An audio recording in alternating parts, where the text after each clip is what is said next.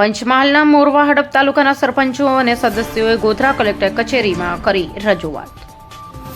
અનામતમાં અન્યાયે OBC વર્ગને 27% અનામત મુજબ બેઠકો ના ફાળવાયાનો ગંભીર આક્ષેપ લગાવવામાં આવે છે। જિલ્લા સેવા સદન ખાતે મોટી સંખ્યામાં ઉમટી પડેલા આગેવાનોએ આવેદનપત્ર આપ્યું।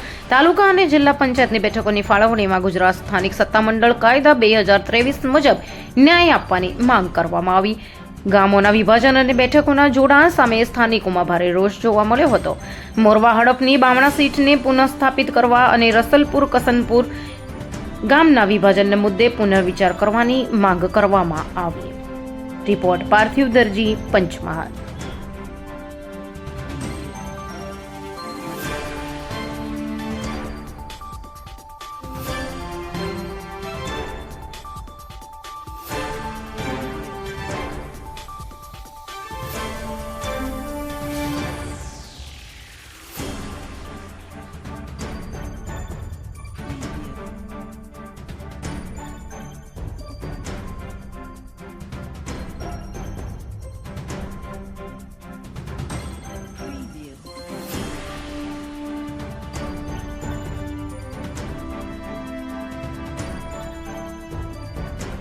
જી 27/2/2026 રોજ ચૂંટણી આયોગ દ્વારા જે જાહેરનામું પ્રસિદ્ધ કર્યું એમાં જિલ્લા પંચાયત અને તાલુકા પંચાયત ગોધરા શહેરા અને મોરવાડની જે સીમાંકન સાથેની સીટોનું જે વહેંચણીનું જાહેરનામું બહાર પડ્યું એનો અભ્યાસ કરતો અમને મોરવા હડપને આ વિશે સદંતર અન્યાય થયેલો છે। વિગતે વાત કરવા જોઈએ તો પંચમહાલ જિલ્લાની અંદર જે 27% અનામત અમારી બક્ષીપરની સીટો મળવાપાત્ર છે એમાં માત્ર 8 સીટો બક્ષીપરની ફાળી છે, 2 સીટો હજુ એમાં ઓછી પડે છે। ત્યારે ગોધરાની અંદર 27% મુજબ પૂરેપૂરી સીટો ગોધરાને મળેલી છે। શહેરાના પણ 27% મુજબ પૂરેપૂરી સીટો મળેલી છે, જે જાહેરનામાની અંદર સૌ કોઈ જોઈ શકે છે।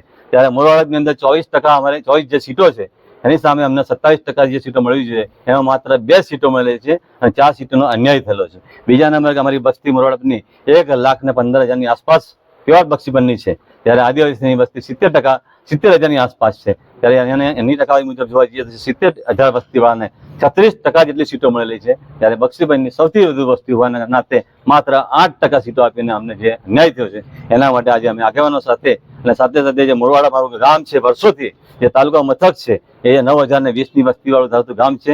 સરકારશ્રીના જાહેરનામા મુજબ એ ગામમાંથી એક સીટ અલગ કરવી જોઈએ, અમે ના નથી પાડતા, પરંતુ આખા ગામની એક સીટ રાખવી જોઈએ અને બીજા ગામમાં જે ઘટતી વસ્તી હોય એના બીજા ગામમાં ઉમેરવા જોઈએ। પણ ખરેખર આ મોરવાડાને 2 ભાગમાં વહેંચીને એક બાજુ 3 ગામ એડ કર્યા છે અને એક બાજુ 2 ગામ એડ કર્યા છે, એમ કે મોરવાડાને ટોટલ 9 થી 10 કિલોમીટરના એરિયાની અંદર વહેંચી નાખ્યો છે અને મોરવાડાના વિકાસ આવનાર સમયમાં વૃદ્ધાય એ માટેનું સુનિયોજન સરકારશ્રીએ કર્યું હોય કે સરકારશ્રીના અધિકારીઓ કર્યું હોય આ કાવતરું, એને તાત્કાલિક ધોરણે સરકાર વિચારે અને યોગ્ય આપણે ન્યાય આપે એના માટે અમે આવેદનપત્ર આપવા માટે આવ્યા છે।